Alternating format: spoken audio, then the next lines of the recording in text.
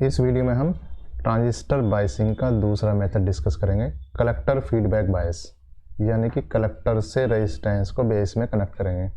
इसमें हम देखेंगे कि बायसिंग क्या होता है। इस कलेक्टर फीडबैक बायस का सर्किट डायग्राम बनाएंगे और उससे किरचॉफ लॉ लगाने के बाद उसकी इक्वेशन लिखेंगे। वहाँ उसको डिफरेंशिएट करने के बाद स्टेबिलिटी फैक्टर के लिए एक्सप्रेशन को फाइंड आउट करेंगे और देखेंगे कि स्टेबिलिटी फैक्टर कितना है और दूसरे बायसिंग या कह सकते हैं जो फिक्स्ड बायस है और पोटेंशियल डिवाइडर बायस है उससे स्टेबिलिटी फैक्टर कहाँ लाई कर रहा है, या कह सकते हैं कि स्टेबिलिटी के रेस्पेक्ट में इस बायसिंग की क्वालिटी कहाँ स्टैंड करती है। तो चलिए शुरू करते हैं। देखिए, ट्रांजिस्टर की आउटपुट करैक्टरिस्टिक पर हमने लोड लाइन ड्रॉ की थी और उस पर हमने क्वेश्चन पॉइंट एक क्यू पॉइंट बनाया था। ये क्यू पॉइंट उस पर मिडिल में होना चाहिए। इसको मिडिल में रखने के लिए बायसिंग सर्किट यूज होता है। तो ये बायसिंग सर्किट का मेन पर्पज है क्यू पॉइंट मिडिल में रहे और दूसरा ये टेम्परेचर वेरिएशन और ट्रांजिस्टर रिप्लेसमेंट या कह सकते हैं बीटा वेरिएशन से इंडिपेंडेंट या स्टेबल रहे। तो यहाँ हम डिस्कस करेंगे कलेक्टर फीडबैक बायस। तो पहले इसका सर्किट डायग्राम बनाते हैं। सर्किट डायग्राम देखिए इस तरीके से है। यहाँ हम जो ट्रांजिस्टर लेंगे वो NPN ट्रांजिस्टर लेंगे। तो इस तरीके से हमारे पास ये बेस है, ये कलेक्टर है और ये इमीटर है। चूँकि ट्रांजिस्टर NPN है तो इसमें एरो इस तरफ लगेगा। तो ये इसका इमीटर है, यहाँ ये बेस है और यहाँ कलेक्टर है। इमीटर को यहाँ पर ग्राउंड कर दिया है। कलेक्टर में एक रेजिस्टेंस लगाया है सप्लाई से। इस रेजिस्टेंस को कलेक्टर पर लगा हुआ तो इसका नाम दे देंगे RC और यहाँ पर जो सप्लाई है वो प्लस VCC देंगे। क्यों? क्योंकि ये NPN ट्रांजिस्टर है। यहाँ देखिए, बेस को रिक्वायर्ड बेस करंट देने के लिए हम एक रेजिस्टेंस यहाँ लगाएंगे और इस रेजिस्टेंस का एक किनारा, एक सिरा हम कलेक्टर से लगा देंगे और दूसरा हम बेस में कनेक्ट कर देंगे। मतलब ये कलेक्टर से ही ये रेजिस्टेंस के थ्रू एक करंट को यहाँ हम ड्रॉ कर लेंगे। तो ये रेजिस्टेंस का नाम हुआ RB। तो इस सर्किट का नाम हुआ कलेक्टर फीडबैक बायस। तो ये रेजिस्टेंस कलेक्टर से लगाया हुआ है और ये एक एक्चुअली फीडबैक का भी काम कर रहा है क्योंकि ये डिपेंड कर रहा है इस पर यहाँ पर। अब यहाँ जो करंट होगा उसे हम कहेंगे IC और यहाँ जो करंट होगा उसे हम कहेंगे क्या? IB।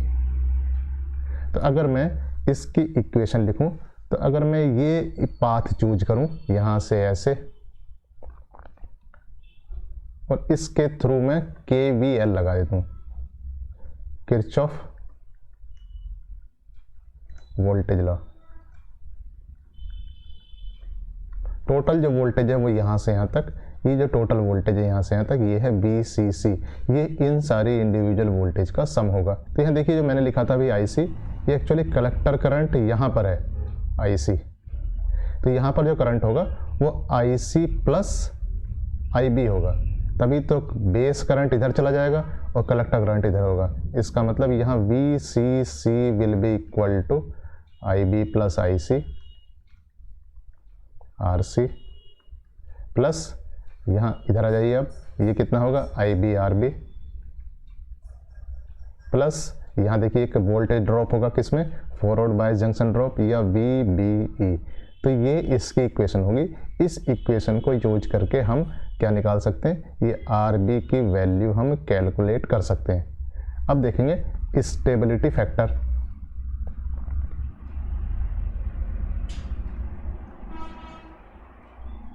तो देखिए यहाँ पर स्टेबिलिटी फैक्टर निकालने के लिए IB और IC यहाँ पर इंडिपेंडेंट नहीं है। इसका मतलब हम कह सकते हैं DIB ओवर DIC यहाँ जीरो नहीं होगा। तो इसके कितना होगा? इसके लिए हम इसे डिफरेंशिएट करेंगे। तो इसे हम डिफरेंशिएट करते हैं, यहाँ लिखते हैं डिफरेंशिएटिंग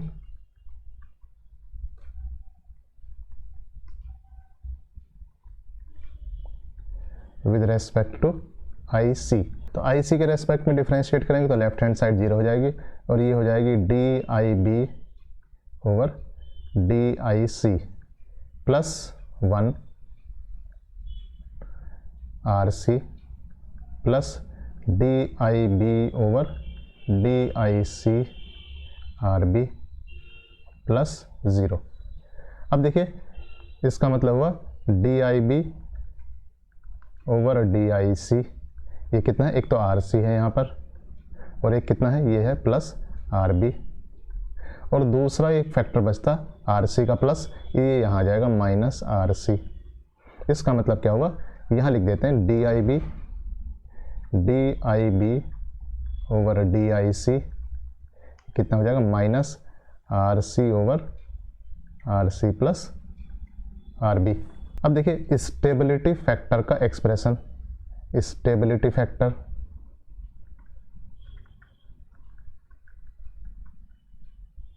एस होता है beta plus 1 minus beta DIB over DIC। ये हमने पहले ही एक वीडियो में इसको डराइव कर रखा है। तो यहाँ इसको देखते हैं कितना आएगा। अगर हम इसमें DIB ओवर DIC की वैल्यू रख देंगे तो ये हो जाएगा beta plus 1 upon 1 minus beta, और ये हो जाएगा minus RC over RC plus RB, या इसे कह सकते हैं beta plus 1 plus beta RC over RC plus RB। ये स्टेबिलिटी फैक्टर की वैल्यू जाती है। तो ये जो यहाँ से यहाँ तक ब्रैकेट है इसकी वैल्यू 0 नहीं है, भले ही इसकी वैल्यू 1 से कम है, या कह सकते हैं यहाँ से यहाँ तक बीटा को मल्टीप्लाई करने के बाद इसकी वैल्यू 0 नहीं है, मतलब कुछ फाइनाइट वैल्यू देगा,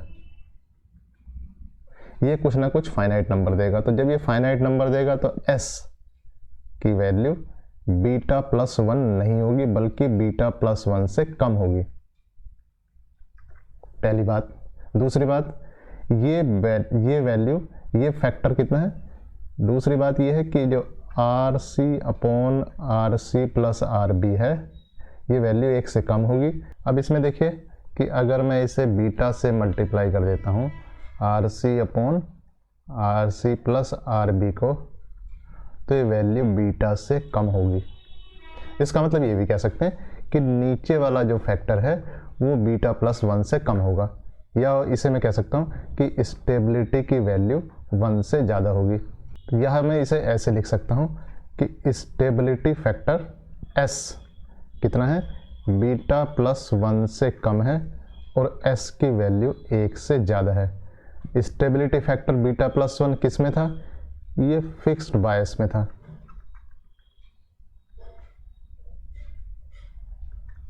और स्टेबिलिटी फैक्टर 1 किस में है, ये आपका पोटेंशियल डिवाइडर बायस में है।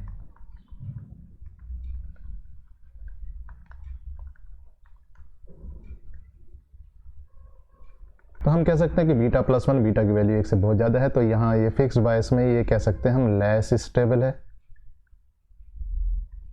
और ये चूंकि पोटेंशियल डिवाइडर बायस में स्टेबिलिटी फैक्टर 1 भी हो सकता है, तो हम कह सकते हैं इसमें ये मोस्ट स्टेबल है।